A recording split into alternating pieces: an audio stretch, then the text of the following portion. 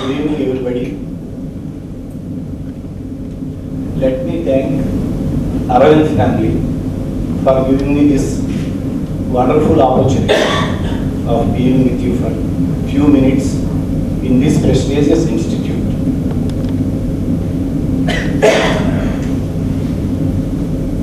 When compared to the amount of sacrifice and service rendered by the Aravind Eye Institute, my contribution to the society is not even a speck.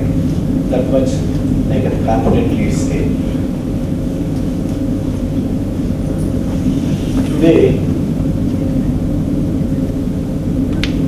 for the coming few minutes, my talk is going to be regarding the maintenance of the school as well as junior college for the past 10 years in our own hospital premises. This is only a sharing of the views only.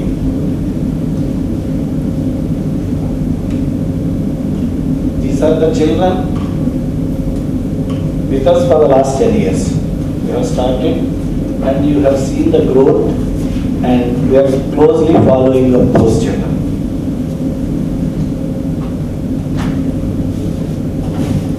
This slide, my association with Aravind goes back to 25 years down the line.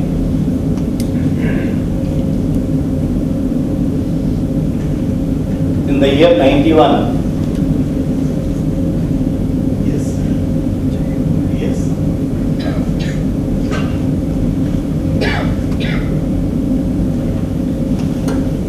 my journey started as an IOL observer in 1991 under Dr. Viju Madam. That time, list used to be, cataract list used to be 100, out of which 70 cases used to be IOLs. 2 hours survived because that time we have not started IOLs there at our place.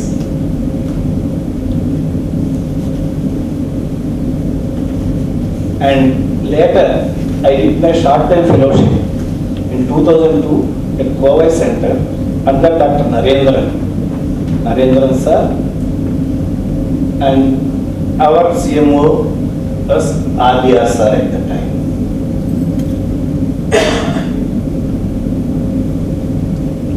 And in last year, we have deputed 2 of our hospital staff for training in this institute, in this prestigious institute, in the field of instrument maintenance and low vision aids. You see this boy, he is nothing but your fellow now. His aspiration is, his ambition is to do a fellow. His ambition is fulfilled because our institute has offered him fellowship. Our people are kind enough, Aravind family is kind enough to fulfill his dream and my dream also. The girl whom I am carrying, she is my daughter. Right now, she is pursuing her PG at Coimbatore, PSG Medical College, first year PG, holding her son now. So, my tribute goes to Sri G. Venkata Swami Garu, Dr. G. Venkata Swami Garu. I need not say that he is a world-renowned ophthalmologist. And every ophthalmologist is inspired by him.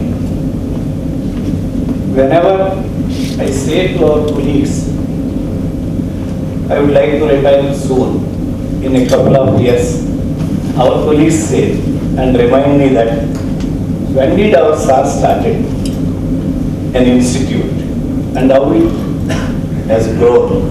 That's how this world increases. Everyone's dream is to meet him once in a lifetime.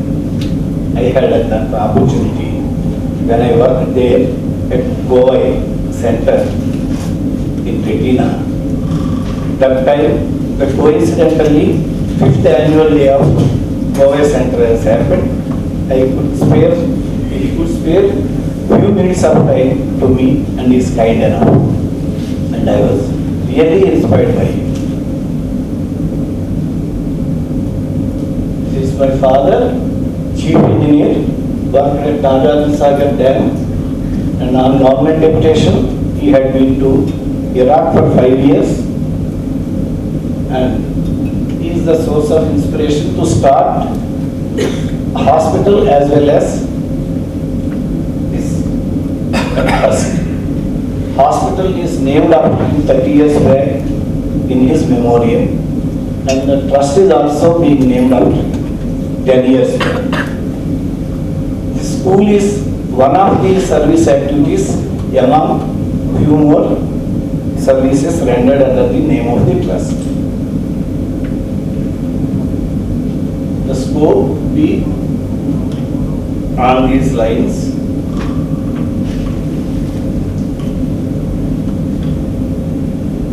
For the coming few minutes. The first question, as soon as I entered the auditorium, first question asked by Dr. Prajna sir and also Dr. MS sir is, why did you start one? So, as an ophthalmologist, we come across children with incurable blindness.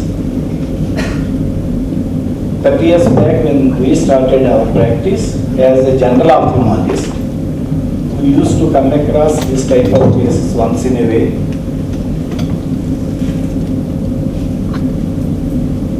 We feel sorry to say that this is the most painful words any ophthalmologist can utter in our day-to-day practice to the parents of the victims. Your child can't see this world. It's not so easy to say and also not so easy to digest also. Believe me, one of the parents, one mother, as soon as I uttered this word, she fainted. And we need to revive them for about 10 minutes and console them. That much painful words we need to utter at times. Later on, that day I thought that how to counsel these people. Finally, I came to a conclusion that instead of uttering this word, the research is going on. Right now there is no treatment. Till the research results are come, let your child be educated in an institute where these facilities are, in order not to waste the time. That's how I counsel them, even today. The research is going on. Sooner we are going to get the results. Your child is going to get back some amount of vision. Till that time we will see like this.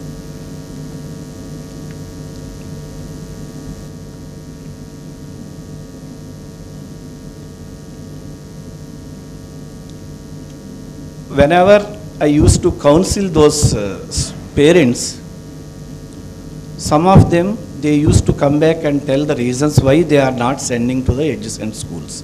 I used to direct them to the schools where they are existing, that time itself, the blind schools where they are in the nearby places. But they were reluctant to send their children to those schools because of 2 to 3 reasons. How to leave this type of child? Can they take good care of this child in a group where there is hostel? That is one. And we can't leave this child. He also can't leave us. Let it be. God has given this child. We are going to bear with him.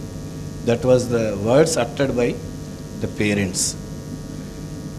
The years of practice is increasing. As the years pass by, the number is also increasing.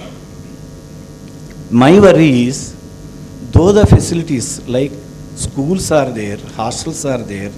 If they are educated, job opportunities are there.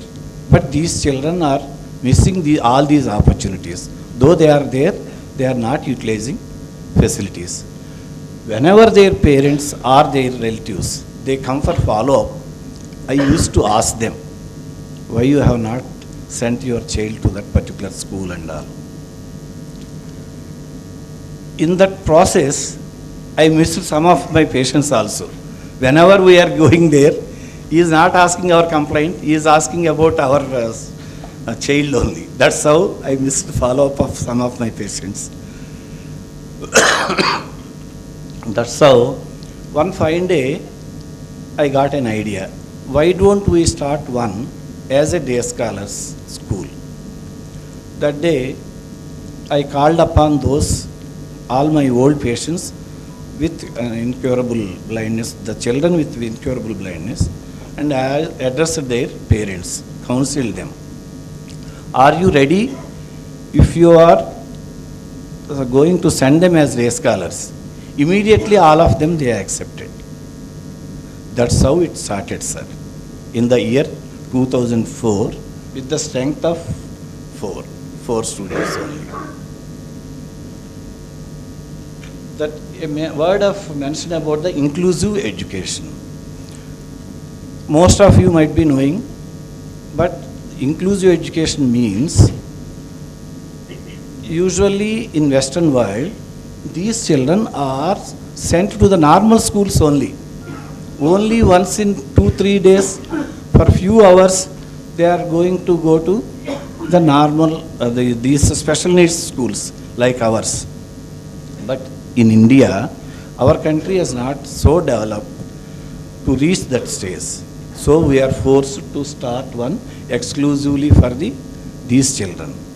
Luckily, nearby to our hospital premises, there is one school and junior college also is there. So we are imparting inclusive education daily 1 hour with those normal children. We are fortunate enough to have inclusive education because it is nearby.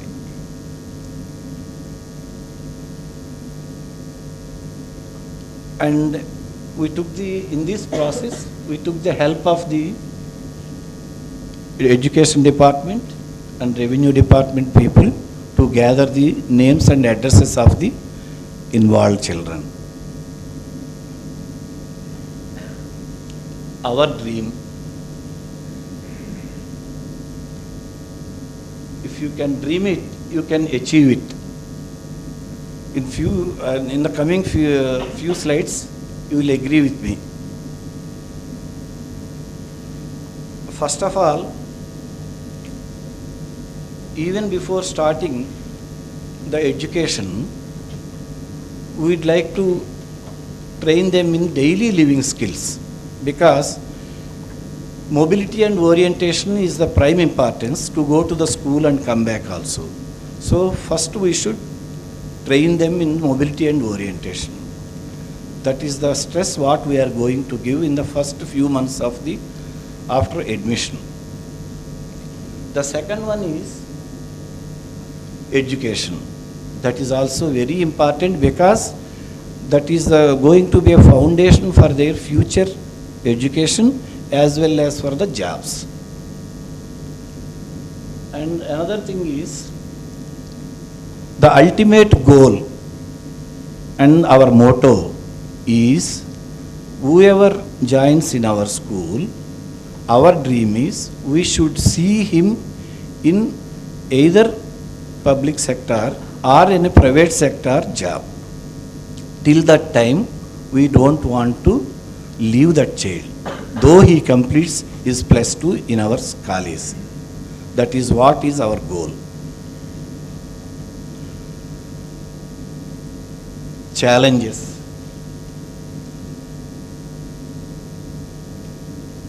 So our sir told, it's not a smooth sail. So the students' parents readily accepted. Then the first problem arose. We asked the parents to get their children daily. Immediately they said we can't bring them daily, which is practical. We should agree with. Immediately I approached the managements of the local schools and colleges for the transport. Luckily, immediately they accepted. You see the magnanimity and the generosity of those managements. They readily accepted and they are giving free transport for the last 10 years. They are not charging even a single pie. Moreover, they are from different routes. They go together, they just land there in the main campus. From there, they send it in another van, which can accommodate 20 members. That van comes to our institute. The half an hour before they leave the premises, the same van picks them back and they adjust it to the respective buses in different routes. That much of pain they are taking. So I am there, though I am there in the scene, so many others are actively involved in this. They are behind the screen, like directors. So the transportation is main part, without which we can never dream of this project. Daily their parents cannot come and the place. That's not a big problem because ours is a 3-storied building. Ground floor is hospital. First floor is half is for the school, the remaining half is for the inpatients, post-operative patients, and subject teachers. Really, again, the problem came to the beginning. I am new to the teaching field. I have no experience of running any small school prior to that. So I have approached a few of our friends, teacher friends, to ask them, this is our plan, can you please help us? Immediately what they said is, we don't know Braille, how to teach those children. That's how they asked me. Then I said, you need not know Braille, verbal communication is enough, they'll catch hold of, and we are going to provide them audio books. So immediately, then I said, you just come and take classes for 2 to 3 days. If you are comfortable, you can continue. Otherwise, we can see for other alternatives. That's what I told them. After taking classes for 1 week, there is no problem. Their grasping power is much higher than the normal school children. We can happily continue with the teaching. That is how they expressed. All the teachers they have expressed. Here, I would like to mention one more thing is, my family's contribution is also there in the teaching field. My wife, she did her post-graduation and she teaches social studies for 10th class students, those who are appearing for the board exam. She has sent 6 to 7 batches of 10th class students by preparing in this social studies subject.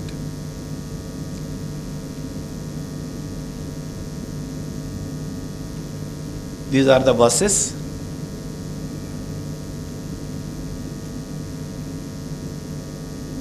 In our town, so many schools and colleges are there. More than 150 buses are there. Those owners, they have only 20 to 30 buses of their own. But I have all 150 are mine. Because I can utilize any one of those buses at free of cost, anytime. That's how that God has given us that opportunity.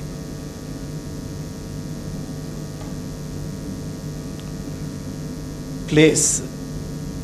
This is the place. Hospital is being covered by the big tree. And don't compare it with Arvind.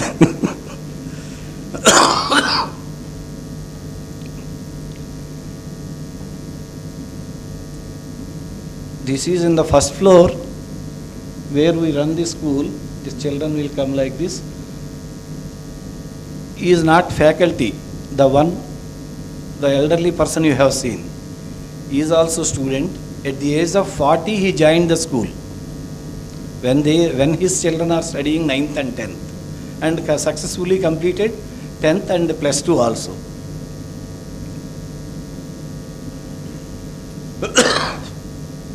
Here, I should make mention about the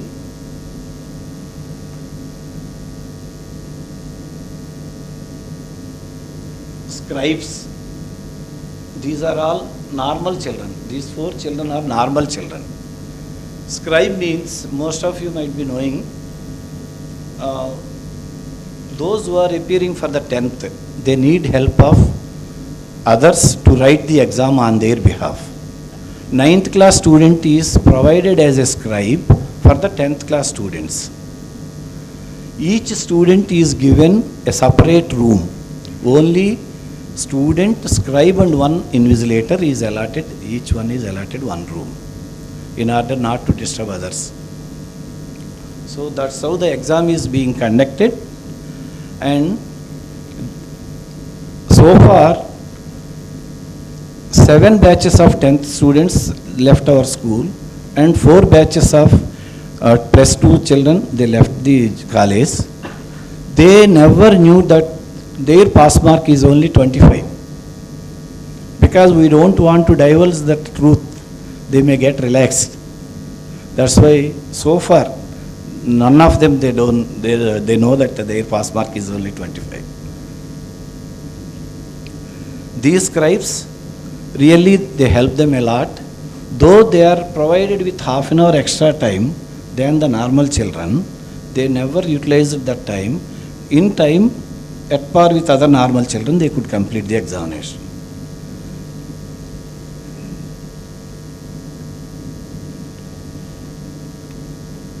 These are the video clippings of the teaching program while the teaching program is going on. A word about our teachers is, in any given school, 1 or 2 subjects